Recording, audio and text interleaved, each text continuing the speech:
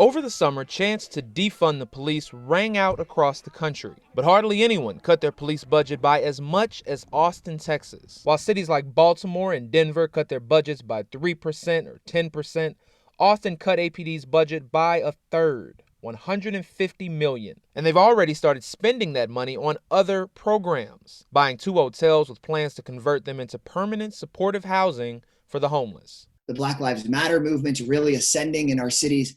It created an opportunity for us to move the dollars that so often are used to police homelessness, to throw people in jail for a night and then to send them back onto the streets, to take those same dollars and use them to actually operate the hotels. To operate these hotels, it'll take about $6.5 million annually. But the backlash to any reallocation of police funds in this very red state has been swift and widespread.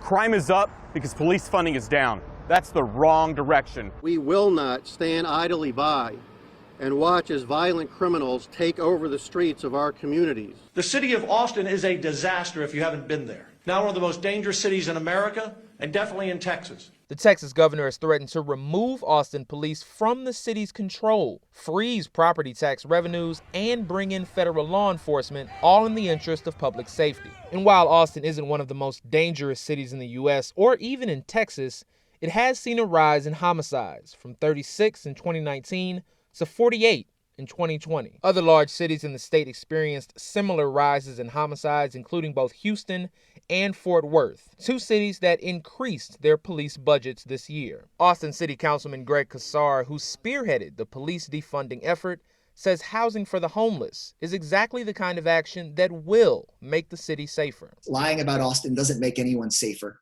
but setting up homeless shelters does make people safer. These are real issues that the governor, lieutenant governor don't want to talk about, that policing doesn't solve entirely on its own, and that we are actually bringing dollars forward to help solve the issue. Austin's housing program is similar to one in Los Angeles that housed about 3,500 chronically homeless people. Like Los Angeles, Austin plans to offer wraparound services, meaning not only housing, but a case manager for residents and other social services. Professor Sarah Hunter evaluated the Los Angeles housing program and saw positive impacts. Study after study shows that permanent supportive housing increases housing stability. It also pays for itself. According to Hunter, for every dollar the Los Angeles Health Department spent on this housing program, the county saved $1.20, dramatically reducing expensive trips to the emergency room and long-term hospital stays. What it suggests